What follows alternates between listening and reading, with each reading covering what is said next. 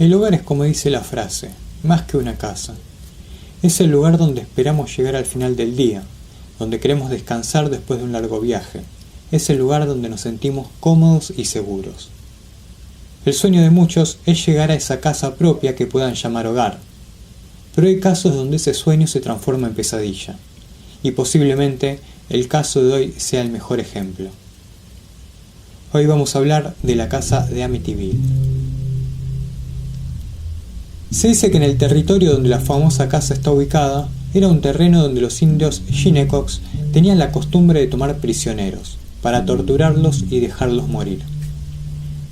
A finales del siglo XVII, John Catchum empezó la construcción del inmueble. John era originario de Salem, Massachusetts, pero había sido expulsado por ser acusado de brujería, pero en su nuevo hogar siguió con sus rituales. Tras su muerte, se dice que fue enterrado en el sótano y la casa fue incendiada. Sobre esos restos, en el año 1928, se construyó la casa que sigue hasta el día de hoy en pie. Tuvo una larga cantidad de dueños desde ese momento, pero cuando los Riley le vendieron la casa a los DeFeo, empezaría una nueva etapa en la historia de la casa de Amityville. Los DeFeo era un grupo familiar de 7 personas. Los padres de la familia eran Ronald y Lois, y los 5 hijos. Ronald, también conocido como Ronnie, Dawn de 18 años, Allison de 13, Mark de 12 y John de tan solo 9 años.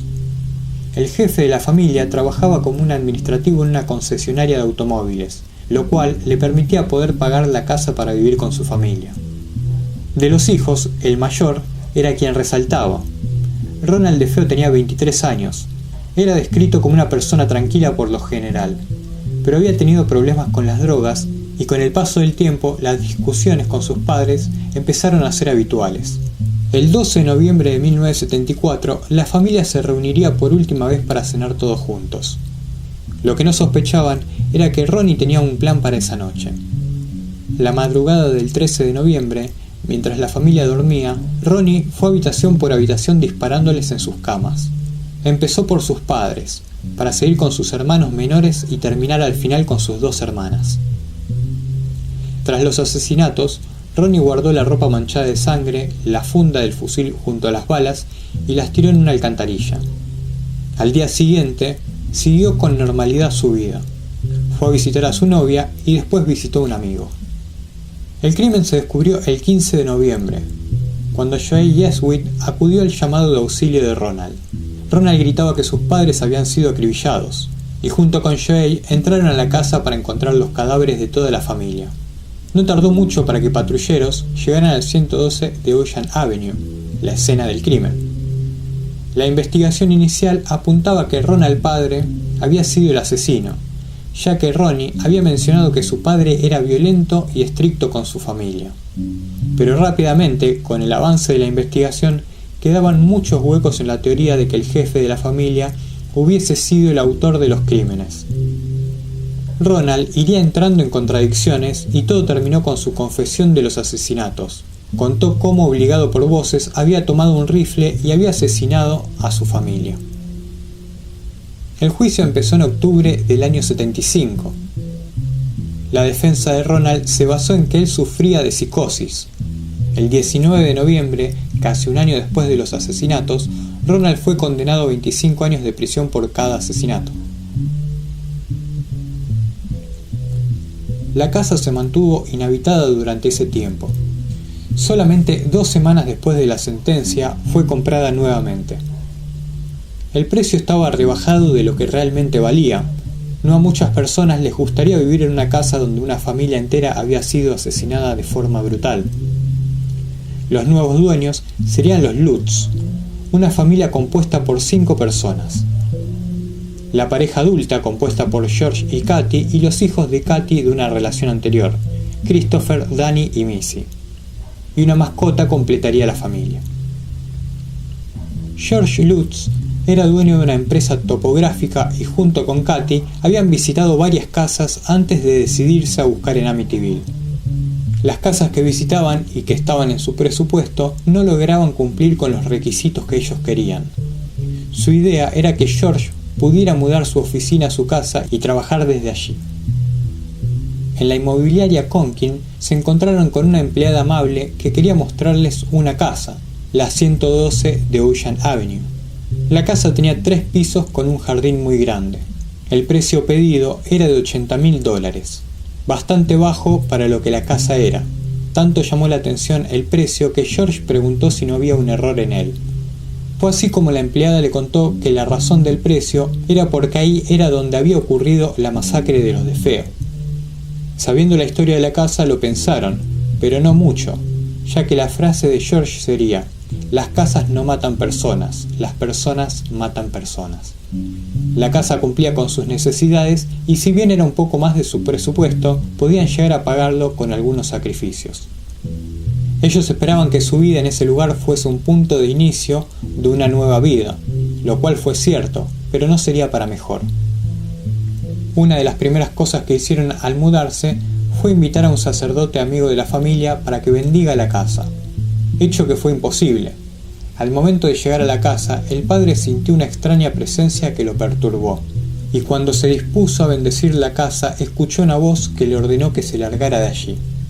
La situación superó al sacerdote, quien huyó de la casa. Para los Lutz, la pesadilla estaba recién empezando. Día a día, eventos extraños alterarían sus vidas. En la habitación de costura era frecuente el amontonamiento de moscas sin razón alguna. George se despertaba bruscamente a las 3:15 de la mañana. Sentía frío constantemente dentro de la casa y con el paso de los días tanto su salud como su humor empeoraron. También tenía visiones de su esposa Katy convirtiéndose en una anciana.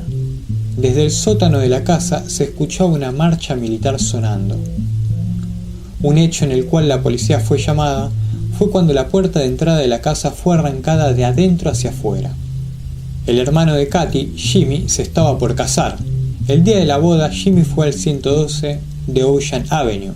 Iba con un sobre de $1.500 para el pago de su luna de miel. Le pidió a George que le guardara el dinero hasta el día que se fueran de viaje, y lo dejó sobre una mesa en la cocina. Se sentaron en la sala de estar y cuando volvieron a la cocina el sobre ya no estaba. Nunca más fue encontrado ese dinero. Pero entre los eventos más inquietantes están los que le sucedió a Katy. Ella contaba haber levitado de su cama y haber visto sombras que se paseaban por su habitación en la noche. Missy, la hija menor de los Lutz, no quedaría exenta de la influencia de la casa. Ella solía hablar con quien la familia creía que era un amigo imaginario llamado Jody. Jody era descrita como una niña, pero también como una especie de cerdo. George pudo verla a través de una ventana parada en la habitación de su hija, y Katy pudo ver a Jody en una oportunidad en que Missy le dijo que estaba fuera de la ventana. Katy, al acercarse, pudo ver una cara horrible de una niña que se fue chillando. En otra ocasión en la que Katy y George hablaban sobre los extraños eventos que le estaban ocurriendo, Katy pudo volver a ver a Jody en el patio. George, al girar, pudo también verla, y corrió hacia afuera, donde encontró huellas de lo que sería un cerdo de unos 100 kilos de peso mínimo. Otro día, mientras Katy y George colocaban alimentos en una alacena en el sótano de la casa, uno de los tablones de madera se corrió un poco del lugar. Esto le llamó la atención a la pareja, quienes empujaron más el tablón para descubrir una pequeña habitación completamente pintada de rojo. Dentro de esa habitación se encontraba un pozo mal sellado, del cual salía un olor hediondo.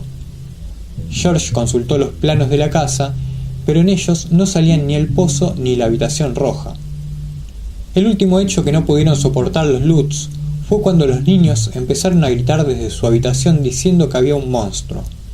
Y cuando George fue hacia donde estaban los niños, en efecto había alguien. Era una figura alta y con un rostro horrible que venía bajando las escaleras desde el piso superior. Los Lutz abandonaron la casa solo 28 días después de haberse mudado. Tiempo después, Jay Anson consiguió los derechos para poder escribir The Amityville Horror. La historia contaba los hechos vividos por los Lutz y se tomaba algunas libertades en la historia. Por cambios contados en este libro que no coincidían con la realidad, se empezó a poner en duda la palabra de los Lutz. Y más polémica saltaría a partir de este libro. El abogado de Ronald DeFeo diría que él tenía un arreglo con los Lutz. Una historia como la que contaban podía serle útil a su cliente, ya que en el juicio se habían basado en todo momento en las voces que habían obligado a Ronald a causar el asesinato de su familia. La teoría que todo había sido inventado por los Lutz para conseguir beneficios económicos tenía fuerza, ya que sí se habían beneficiado con la venta de los derechos de la historia. Otra razón para desconfiar de los testimonios de la familia Lutz era que los dueños posteriores de la casa nunca experimentaron ningún evento paranormal o inexplicable. Se hicieron incontables películas basadas en Amityville, algunas buenas y otras que toman el nombre de Amityville con la intención de vender, pero no se acercan nada a la historia vivida por los Lutz. George falleció en mayo del 2006, confirmando sus vivencias. Katy en el año 2004. Parecería que la historia podría terminar ahí, dejando abierta la puerta al debate para que cada uno piense si fue real o fue un engaño de la familia. Pero la historia no terminó. Daniel Lutz, uno de los hijos de Katy, que para el momento en que se mudaron a la casa tenía 9 años, tiene su propio documental muy poco conocido, My Amityville Horror. En él da su versión sobre los hechos. Habla sobre su relación con su padrastro, George.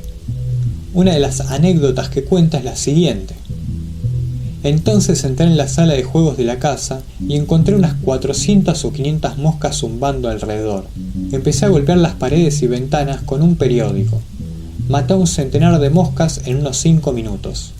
Luego corrí escaleras abajo para decírselo a mamá y cuando regresé hasta las moscas muertas habían desaparecido.